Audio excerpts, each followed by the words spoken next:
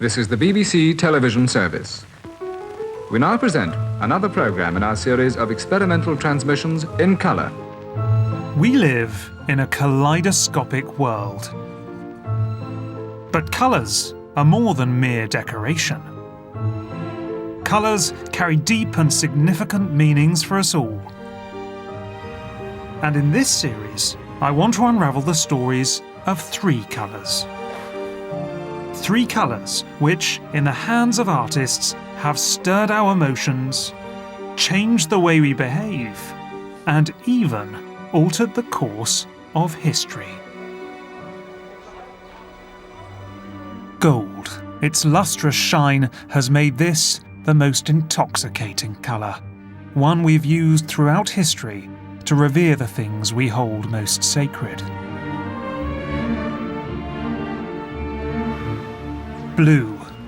The arrival of lapis lazuli from the east made blue the colour of our dreams, a colour that's transported us to worlds beyond our horizons.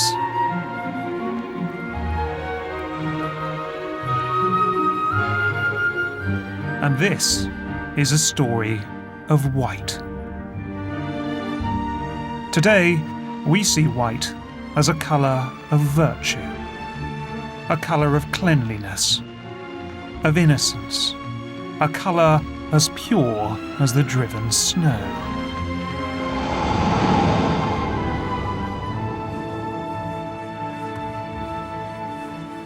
But in the history of art, white isn't quite as pure as we think. Over the course of history, it's been loaded with ideologies that are both divisive and at times even dangerous. So dangerous, in fact, that white may just be the darkest colour of them all. This is a story of how the purest colour became corrupted. From the refined elegance of the Elgin marbles to the pristine pots of Josiah Wedgewood, we'll reveal how white came to symbolise an enlightened world. But we'll see how in the modern age, this once virtuous colour was used by artists, architects and sculptors to divide, to control, and finally, to conquer.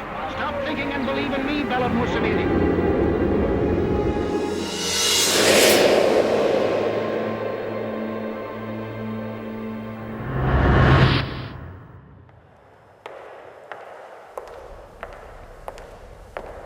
It was Sunday the 25th of September, 1938.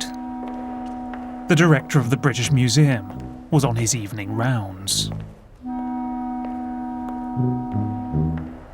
Everything seemed to be in order, but unknown to him, a disturbing incident had been taking place right beneath his feet.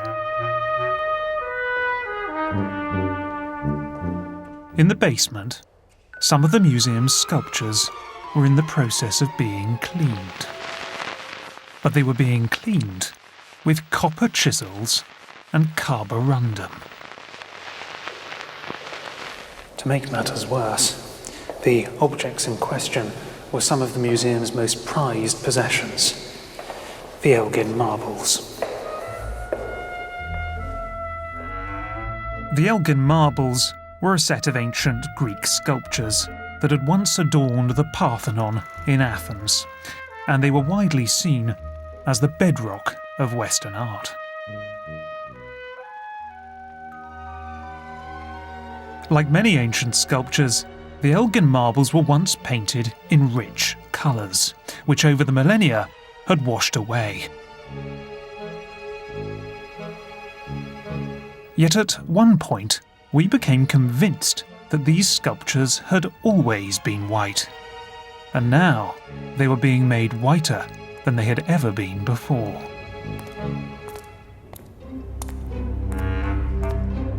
The museum's director immediately put a stop to the cleaning and instituted an inquiry. The culprit was one Joseph Devine, a rich and powerful art dealer who had donated money for a new gallery to house the marbles, but had asked for something in return. Joseph de Veen thought the Elgin marbles were, quite frankly, the wrong colour. They were too brown, and like the rest of antiquity, they were supposed to be white. De Veen persuaded museum staff to whiten the Elgin marbles, and evidence of their handiwork can still be seen today. So this is Helios, the sun chariot, and it's one of the objects that the director of the museum saw being cleaned that night in 1938. And you can see very clearly the effect of that cleaning. So on the right, this is before the cleaning. It's dark, it's brown, it's sooty, it's shiny. And here on the left, this is after the cleaning. It's matte in texture, it's colourless, and it's white. Back in the 1930s, Joseph de Veen's cleaning job caused a scandal. It has been said that the British Museum trustees of the day lost control of their museum. And in a sense, that's true.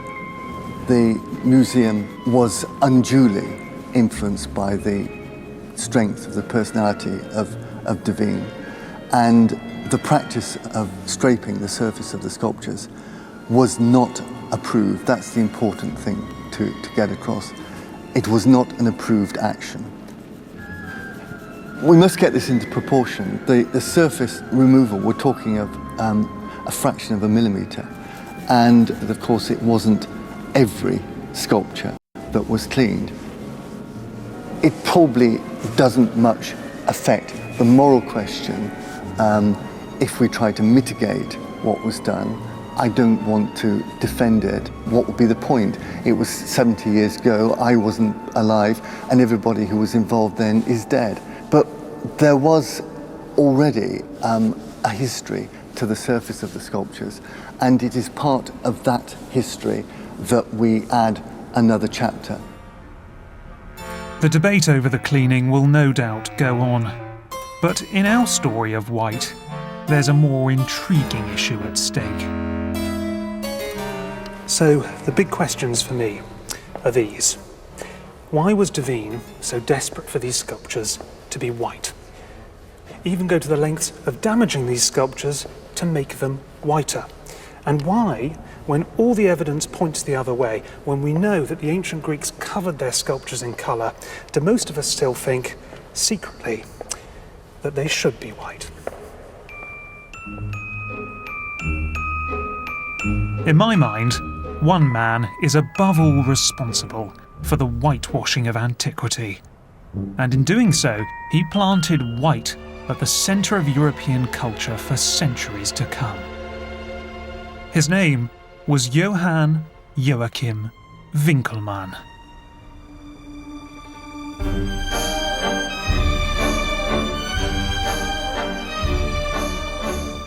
J.J. Wickelmann was born in 1717 in a rural town in what is now eastern Germany. His parents wanted him to follow the family profession and embrace the noble trade of the cobbler. But they should have known that young J.J. was not well suited to such a fate. Now Wickelmann was not the typical 18th century cobbler's son. He was gay, his dress sense was extravagant to say the least. He had a penchant for skin-tight leather trousers, and he was a fiercely ambitious intellectual. So naturally, he longed to set foot in more cosmopolitan surroundings.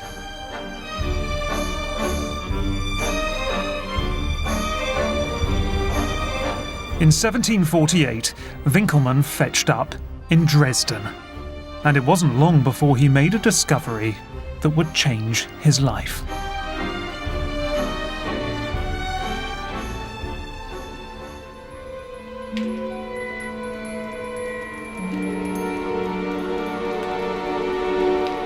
Wickelmann had stumbled on a vast storeroom filled with ancient white statues. And they came in all shapes and sizes.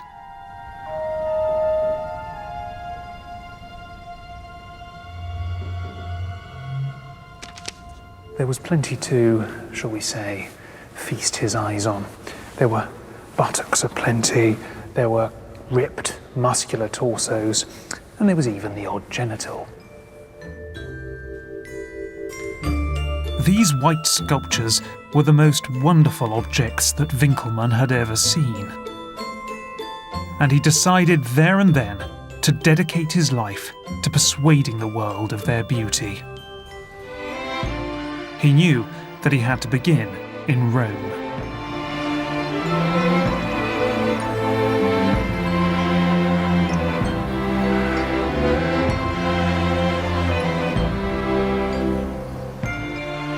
Wickelmann arrived here in 1755, and he found it littered with white columns and marbles from antiquity.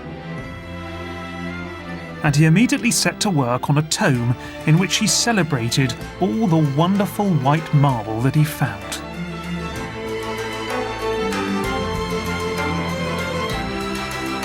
Words spilled from his pen as he swooned over the Belvedere torso and the writhing limbs of the Laocoon.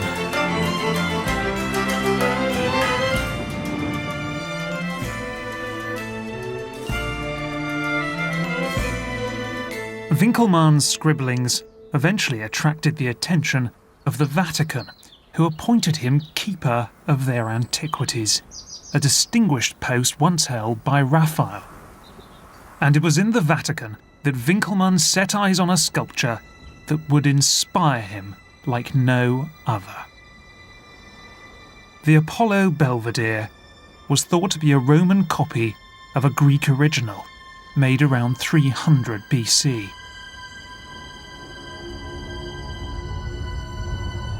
Rosy beauty wantons all down the godlike figure. Such organs human nature knows not. The liquid hair, like tendrils kissed by zephyrs. Wickelmann thought this was the most beautiful man he had ever seen. In fact, just the sight of him got Wickelmann hyperventilating, because Apollo seemed to have everything. The hair, the attitude, the body. But the thing that Wickelmann admired most about the sculpture was its whiteness. Look at it. And there are no garish colours, there are no vulgar patterns. It's stripped back, it's restrained, it's intellectual. I mean, this is art that's not there to flatter the eyes, it's there to stimulate the brain. And this proved to Wickelmann how sophisticated the ancient Greeks really were. Well, I think for Wickelmann, whiteness symbolised all of the great qualities of ancient Greek civilization. It symbolised beauty and health and simplicity and restraint and reason.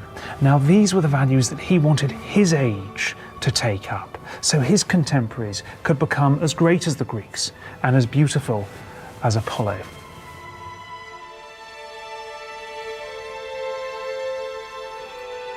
Wickelmann's celebration of the whiteness of ancient art may have been idiosyncratic, but it was hugely influential. Wickelmann's legacy lives with us today. It is one of the great things that accounts for the way in which we venerate the ancient world. The veneration for buildings like the Parthenon, our admiration of antiquity, in its civilization, in its architecture, its law, its government, everything must be indebted to Wickelmann. Wickelmann had pointed the way to a new white utopia based on antiquity, and in the years after his death, classically inspired temples and sculptures came to adorn cities around the world. And more than anything else, they were white.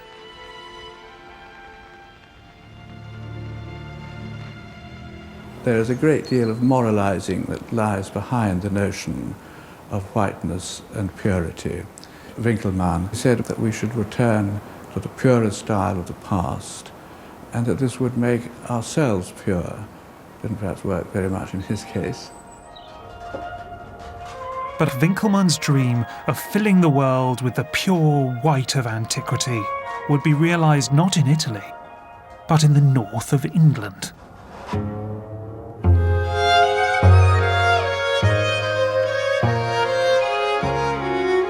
This elegant building and its grounds is known as Etruria, and in the 18th century it was the home of Britain's most famous potter, Josiah Wedgewood. Josiah Wedgewood was a giant of the Enlightenment, the kind of citizen that Wickelmann dreamed of producing. He was a philanthropist, an educator, an antiquarian. He was a scientist and an inventor. He supported the French Revolution. He supported American independence. He campaigned for the abolition of slavery. And he even happened to be the grandfather of a certain Charles Darwin. So it would be fair to say that Josiah Wedgewood was a pretty special man. Wedgewood was also a disciple of Wickelmann, and they shared a love of white antiquity. From his factory near Stoke-on-Trent, Wedgewood produced a series of white portrait medallions which conferred classical nobility on the heroes of the Enlightenment. The philosopher Voltaire, the botanist Joseph Banks, and the explorer Captain Cook. But Wedgwood's true genius was pottery. Wedgewood was determined to bring the white of antiquity into homes across the land. But there was a problem.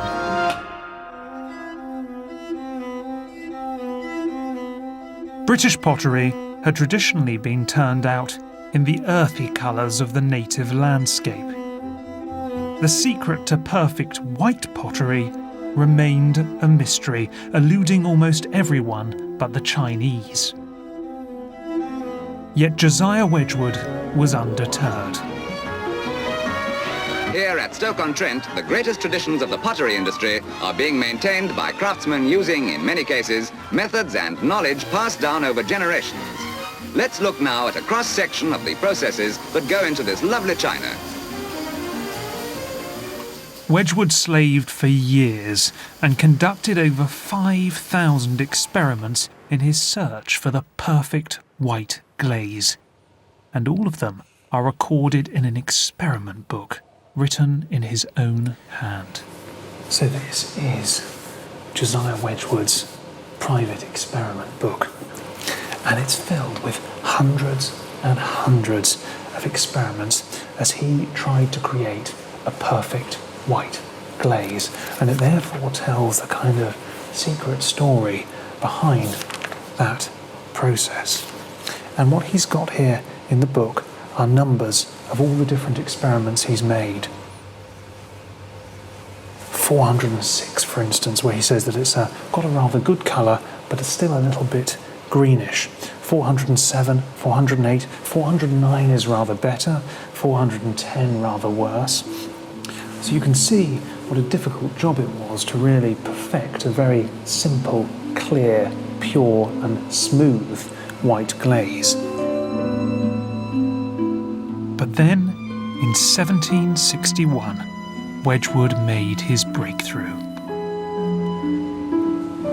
Experiment 411, he cracks it, and he writes here, the best of all these trials, uniform, transparent and nearly colourless. And best of all, above it, he writes here in really big text with an exclamation mark at the end, a good white glaze. Now you know that was written, about 250 years ago, yet the excitement, Wedgewood's excitement is palpable still.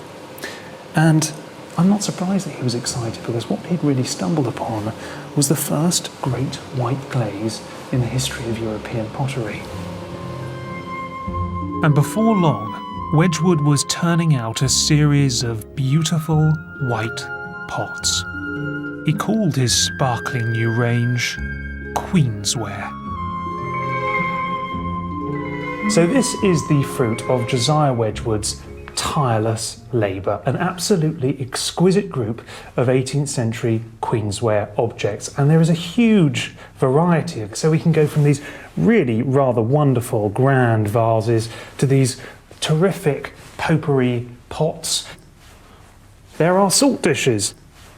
There is a honey pot, wonderfully fluted all the way around. But I think my favourite of them all is this absolutely delightful covered egg cup. And of course they're all in some way neoclassical in design. They have the fluting, they have the columns, so there is this sense of reviving antiquity through tableware.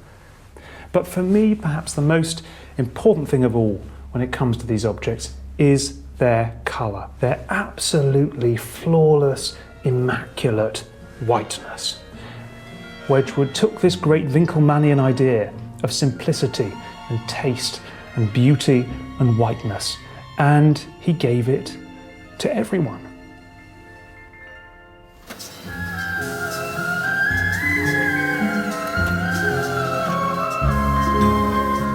Thanks to Wedgwood and Wickelmann before him, white had conquered Europe. By the end of the 18th century, it had become a symbol of good manners and good taste that promised to unite the citizens of the Enlightenment. But in the mid-19th century, one man took it upon himself to transform the way we see white, to make it not the colour of unity and equality, but exclusivity and elitism.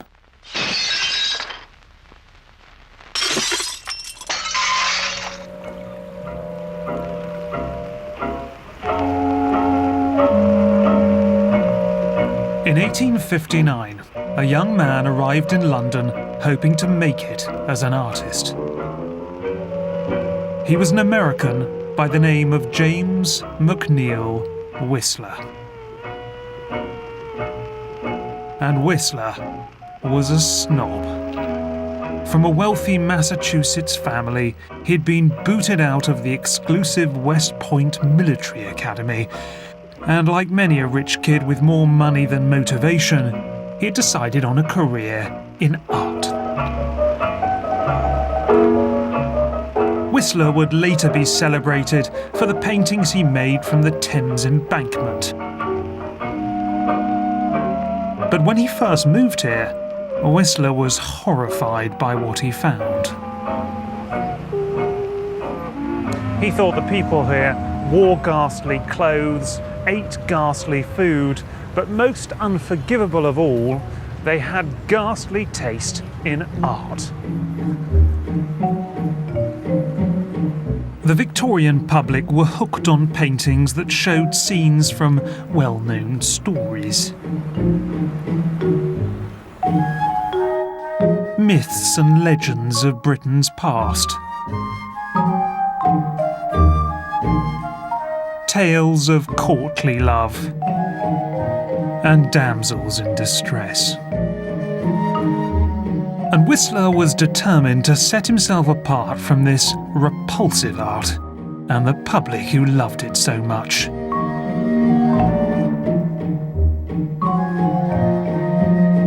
His inspiration came from a novel published the very year he arrived in London. In sitting rooms up and down the land, Victorians revelled in a melodrama written by Wilkie Collins, The Woman in White.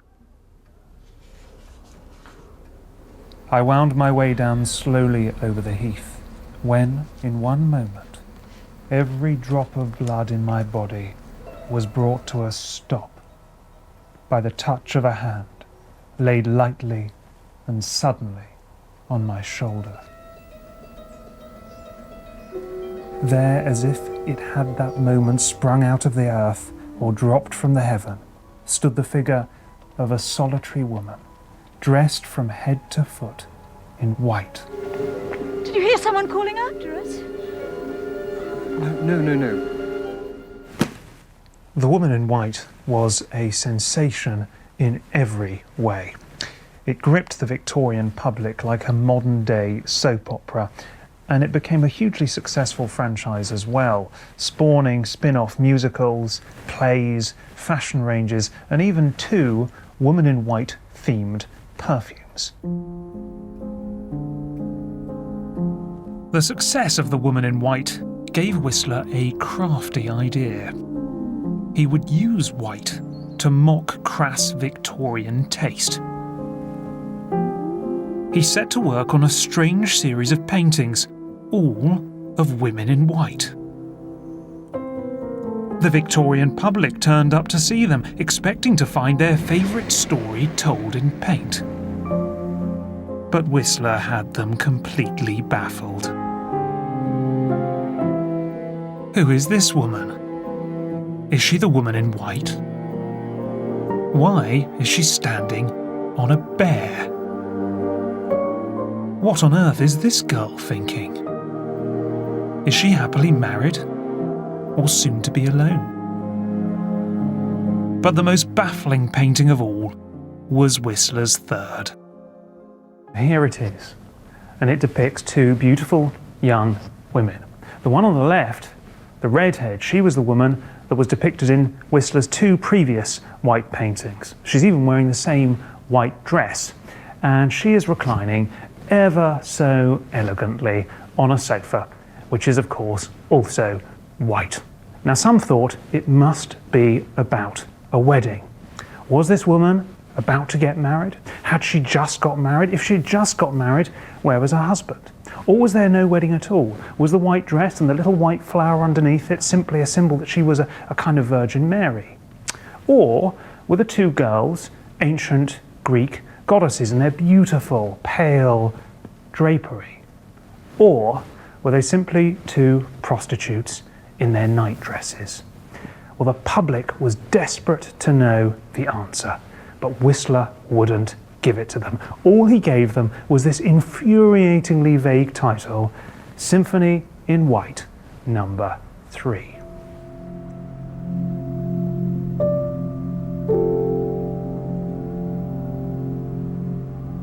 So what was the subject of this painting?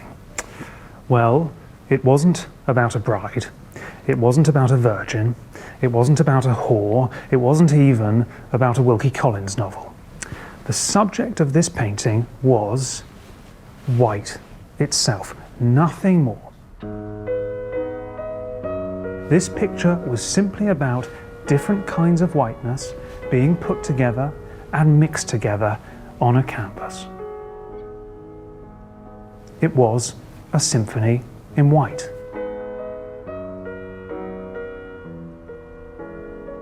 For that reason, it's a really elitist painting, because what this painting sets out to do is to divide the Victorian public, to divide them between those who don't understand the painting and those who do. And those who didn't understand the painting were pretty much everyone, the working classes, the middle classes, the establishment. And those who did understand the painting were Whistler and his tiny intellectual elite based in Chelsea.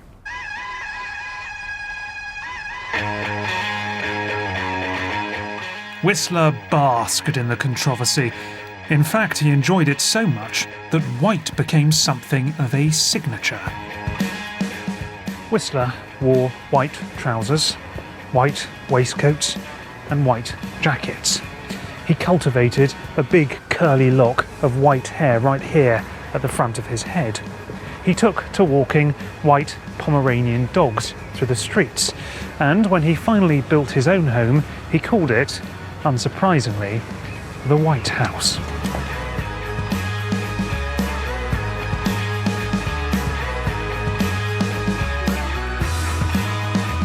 But Whistler wasn't finished.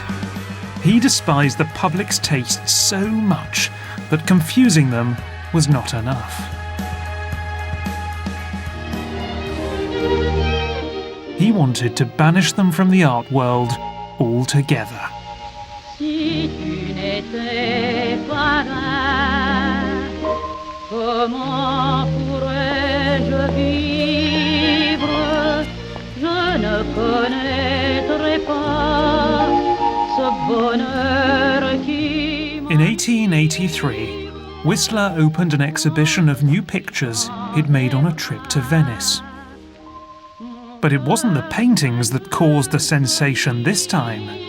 It was the way he displayed them. The walls were white. The picture frames, which Whistler himself designed, were white. The artworks themselves were monochrome, and he hung them so far apart that the gallery felt almost empty.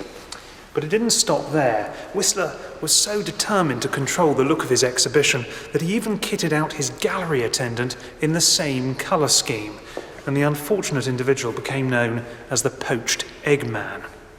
Now, for those people who came to Whistler's exhibition, it must have been a really strange and alien and discomforting experience. But I think that's precisely what Whistler wanted. Why do arty people make me feel inferior? Bloody great club and I can't get into it. Whistler called his exhibition a masterpiece of mischief, and it proved to be his lasting legacy, a defining moment in the story of modern art. Try and be more careful, sir, and not allow your clothing to drip upon the floor.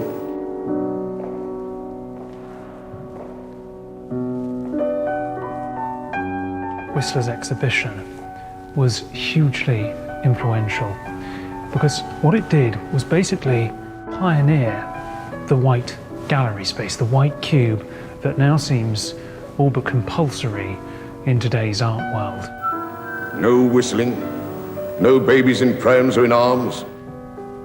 It was a powerful legacy. It was also a divisive legacy because white gallery spaces like this may be beautiful and elegant, but the whiteness here is also cold and sterile and austere. Do not touch the exhibits. The gallery will close promptly at do not wear your hat in the gallery. The gallery cannot be and held quite frankly, completely unwelcoming. Do not come here again.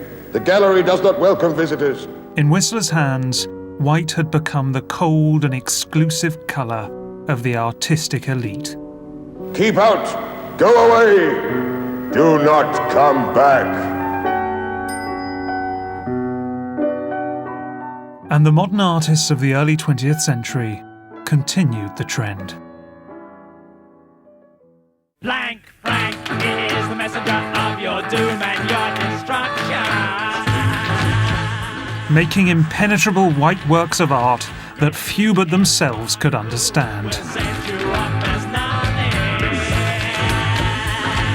And of these modern artists, no one was more perplexing than Marcel Duchamp. A man determined to confuse the punters at every turn. Duchamp calls these objects ready-mades. Were they a comment on the ridiculous price paid for a painter's signature? Were they drawing attention to objects which were just as much works of art as accepted works of art? Or were they a joke? But one of Duchamp's ready-mades is more notorious than all the rest. So this is Marcel Duchamp's famous urinal, which he called, somewhat euphemistically, fountain. Now, when he first exhibited this work in 1917, it was hugely scandalous, and it remains the subject of intense debate today. But there's one thing that people don't talk about when they discuss this work, and that's its colour, its whiteness. And I think its whiteness is absolutely central to its meaning, because I think it is supposed to remind us of all those elegant white artworks of the past. So it reminds me of the great marble sculptures of the past, this idea of a great white, almost nude, on top of a plinth in a museum. It reminds me of the great neoclassical busts, so you've almost got that head and shoulder shape here. And it reminds me in its elegant surfaces of the great Wedgewood porcelains. But it reminds us of those things precisely in order to ridicule them. Because what this object is doing is mocking the great white history of art. And you know, it's almost as though Marcel Duchamp is urinating over the corpse of J.J. Wickelmann. But in the hands of one of Duchamp's contemporaries, white would be tainted further, and it would become central to a dark plot to cleanse and control the citizens of the world. This dream originated in the mind of a painter turned architect. His name was Charles-Édouard Jeanneret, but he had an alias, Le Corbusier.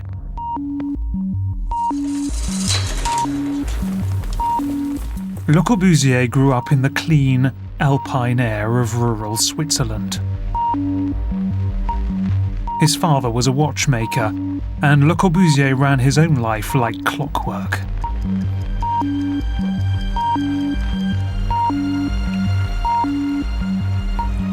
Every day he woke to a regime of rigorous exercise, striving to cleanse both body and soul.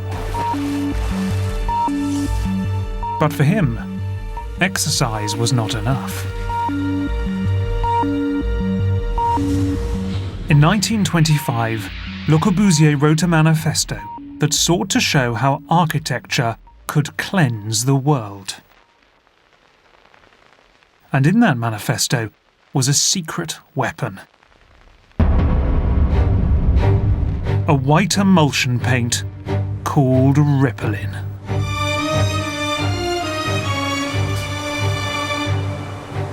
Every citizen is required to replace his hangings, his damasks, his wallpapers with a plain coat of white Rippling. When you put Rippling on your walls, then comes inner cleanness. Without the law of Rippling, we lie to ourselves every day.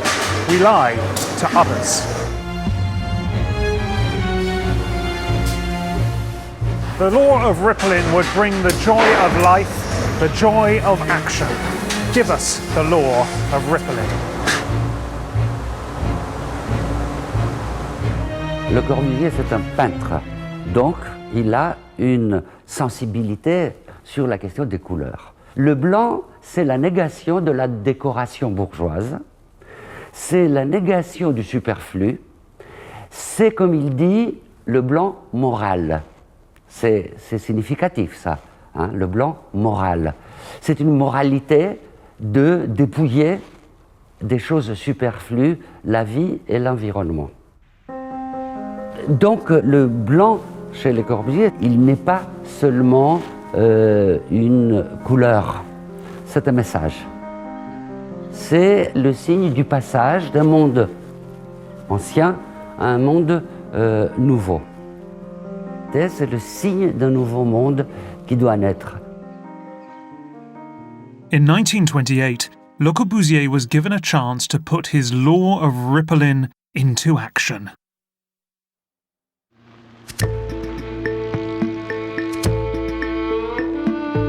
He was commissioned by the wealthy Savoy family to build them a summer house on the outskirts of Paris. And they gave Le Corbusier carte blanche. After 3 years in the making, Le Corbusier believed he'd created a masterpiece.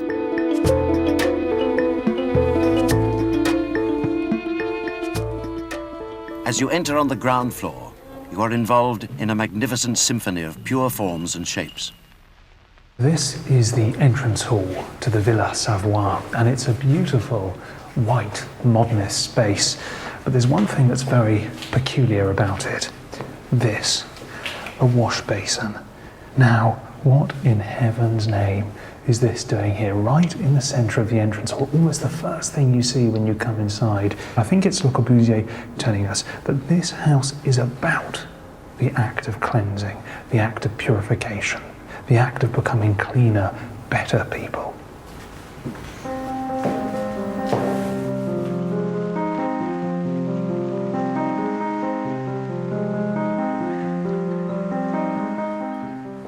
running through the heart of this house like a great zigzagging spine is this ramp, which must have been a very strange thing to see in a house of the 1930s. And I must say, it is surprisingly steep. But that reveals a lot, I think. It reveals that Corbusier designed this building for the healthy body. And this house was not only about relaxation, it was also about exercise.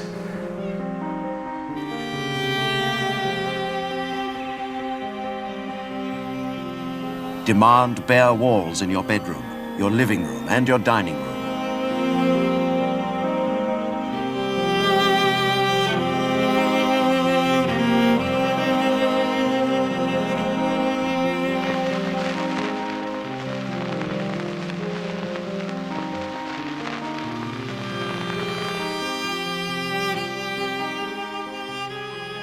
The culmination of this entire building, I think, is up here. It's where all these ramps have been leading us, like we're on some kind of spiritual pilgrimage.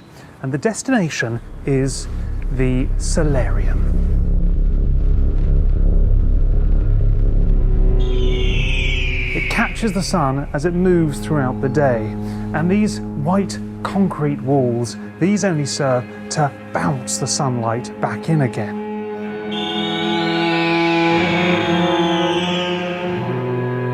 Le Corbusier thought the Villa Savoye was a work of genius. But his client, Madame Savoye, wasn't so sure.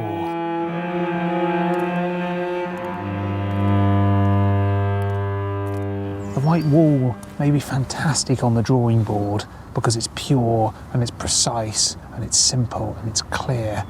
But white walls are also cold and somehow sterile. And I don't think they make much room for the individual.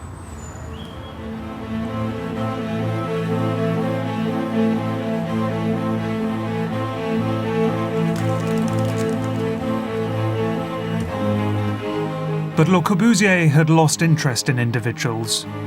He wanted to impose his white walls on something much bigger. The design of cities, Le Corbusier wrote, is too important to be left to the citizens. In fact, he believed that really only one person was important enough to design cities, Le Corbusier himself. And he felt that by doing so, he could reform not just the lives of the few, but the lives of millions.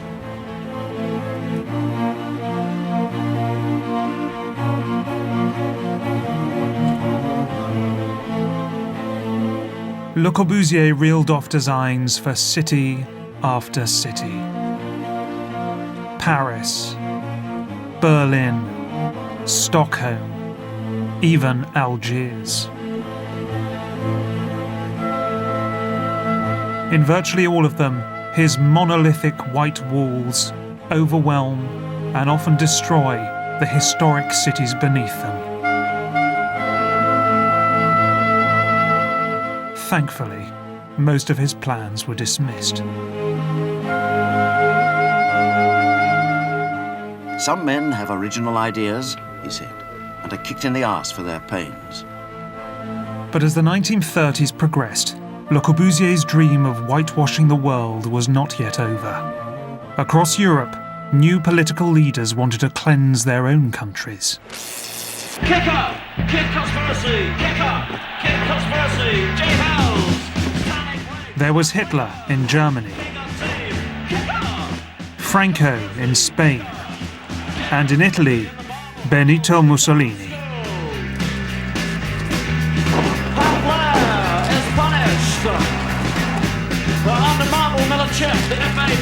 Mussolini and his black shirts had marched on Rome in 1922 and then set about transforming Italy into a fascist state. In 1934, Mussolini invited Le Corbusier to Rome to discuss architecture. Le Corbusier was deeply impressed by Mussolini's Italy. The present spectacle, he wrote, announces the dawn of the modern spirit. Her purity and form illuminate the paths which have been obscured by the cowardly. But for all Le Corbusier's hopes, for all his sycophantic rhetoric, Mussolini never employed him, because Mussolini had other plans.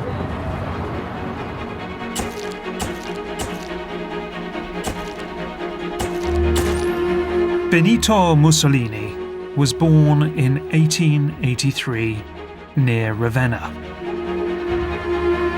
He started out as a stonemason, then a schoolteacher, before transforming himself into a thug philosopher, advocating the violent overthrow of the bourgeoisie. But on taking control of Italy, he cultivated a new image.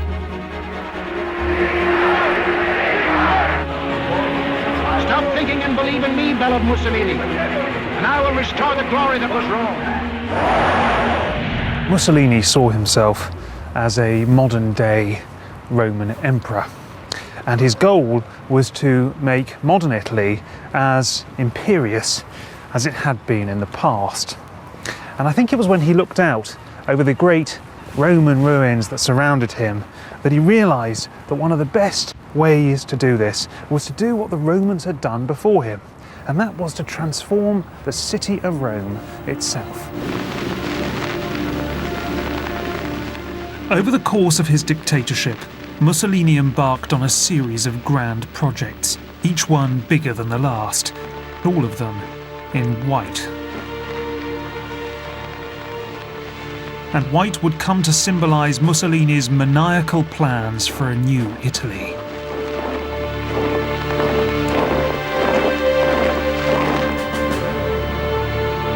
And there was only one place that offered the whiteness that Mussolini craved. It lay high up in the mountains, 250 miles north of Rome. I'm driving along these winding roads to Carrara. In the mountains above me are perhaps the most famous marble quarries in the world.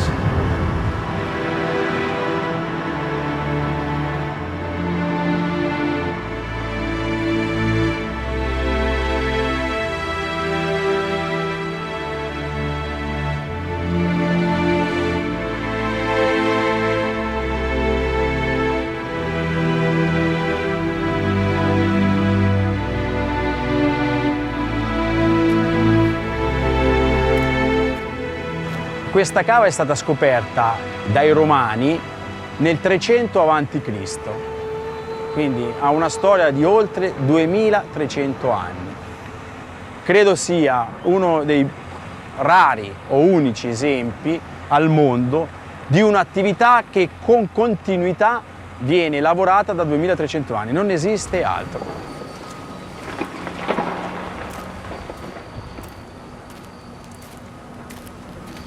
Il colore bianco è una caratteristica perché il nostro marmo ha oltre il 98% di carbonato di calcio e quindi il colore bianco è prevalente. Poi ha delle venature, questo che è venato, come vedete, che tirano un pochettino sul blu celeste, però il fondo è bianco.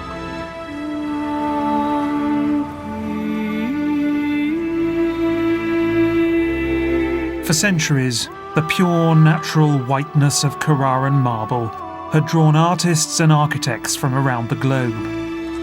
Now Mussolini too had been seduced. And when his agents came here, they were looking for one piece of marble in particular. Mussolini was planning an obelisk. The ancient Roman emperors had had them, so he felt he needed one too. It was going to be his signature piece, his towering statement to the world that he was bringing Rome back to its former glory. Mussolini ordered the largest single block of marble ever to be quarried here. Getting the marble to Rome was like a biblical epic, and Mussolini had it captured on film for posterity. 30 pairs of oxen worked day and night to pull the stone down from the quarry. 70,000 litres of liquid soap lubricated its movement. and a ceremonial flotilla greeted the monolith when it arrived in Rome.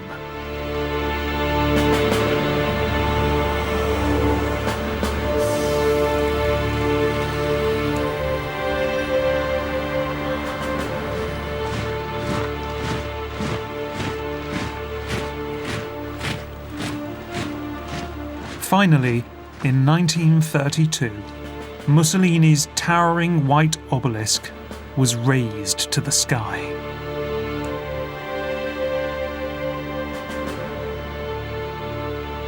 So this is Mussolini's obelisk, and it is huge. And on it, there's his name in huge Latin letters. Mussolini Dux, it means Mussolini leader. So this is his big phallic attempt to make his mark as a modern Roman emperor. I must say, the thing that really surprises me about this is the fact that it's still here. We're decades on, Mussolini's been completely discredited, and his monument is still here. They haven't even chipped his name off it. With his obelisk, Mussolini had carved his name into the history of white in the most monumental and enduring way. But this was just the beginning.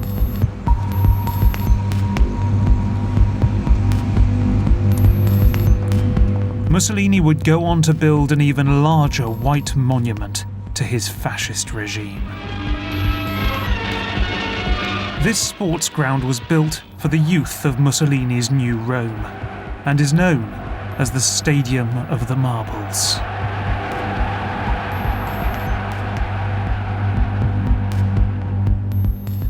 The base was built out of white travertine, but on top of the base there are 60 monumental statues that were carved out of pure white Carrara marble. Now, each of those statues came from and represented a different city in Italy. So it's therefore a deeply symbolic space. This space symbolises a strong, healthy Italy being united under the fascist state and under Mussolini.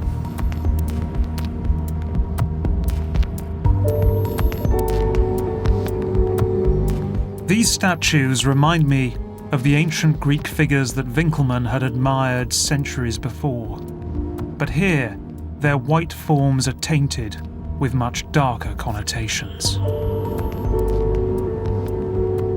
This statue represents a runner from the town of Novara. He's a huge, monumental, muscular figure who's striding quite forcefully almost into the stadium itself. Now, I must say, I think this is utterly, utterly ghastly, because this is Mussolini's poisonous fantasy of an ideal Italian citizen. Because in the 1930s, Mussolini, very much inspired by Hitler, decided that the Italians were Aryans in origin. They were white people. And what better to represent white Italian people than white Italian marble? In the white of these sculptures, I can no longer see grace, or purity, or reason. This is a white of fear, of racism, and of tyranny. And in his most ambitious project, Mussolini planned to impose that tyrannical colour on yet more of his people. Though the Second World War was still raging, Mussolini continued to remake Rome. He dreamed of a vast, white metropolis, the nerve centre of his fascist regime.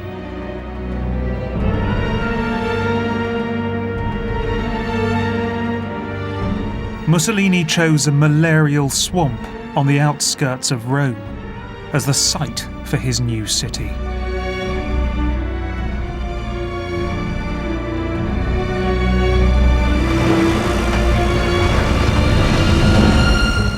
Spread over 1,000 acres, it became known as EUR, and it still stands today.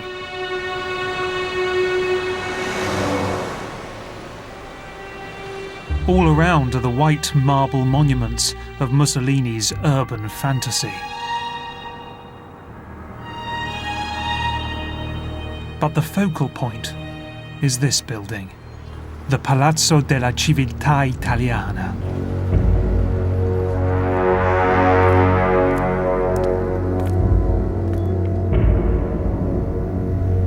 We are right smack bang in the centre of EUR. And this really does embody Mussolini's grand ideas of rebuilding a new, brilliant, purer, whiter Italy. Le Corbusier would have loved to have done this, to remake the world and to remake it as white as possible. The palazzo was conceived as a giant white display case celebrating all the ideals of Mussolini's fascist regime. It's flanked by 2 marble statues of mythological heroes, and around the base are 30 more sculptures. Each one represents a different industry, art, or science.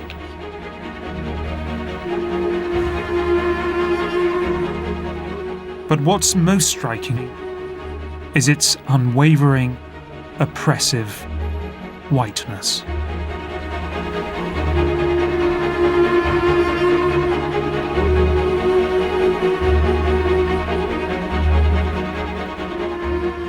What you see here is whiteness as a totalitarian colour. A colour that brooks no disagreement, brooks no dissent, and brooks no disorder. It is the enemy of individuality, and it is the enemy of anyone or anything that threatens to corrupt its purity. And that, I think, is the reason why fascists like Mussolini loved it so much.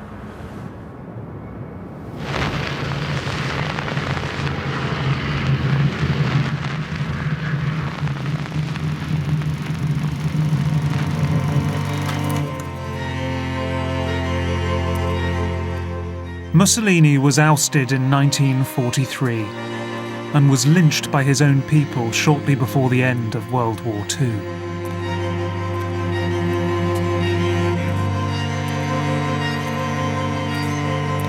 And it is he who brings our story to a close. From the 18th century, we believed white could enlighten us all. It could inspire us, improve us, and delight us.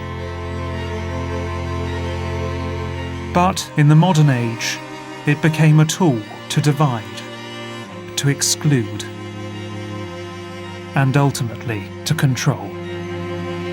The purest colour had become the darkest colour of them all. Today, we remain blind to white's darker side. We still think of it as a clean, blank canvas. But look closer, and that canvas is forever tainted with our own flaws and failings. White is the immaculate reflection of an impure world.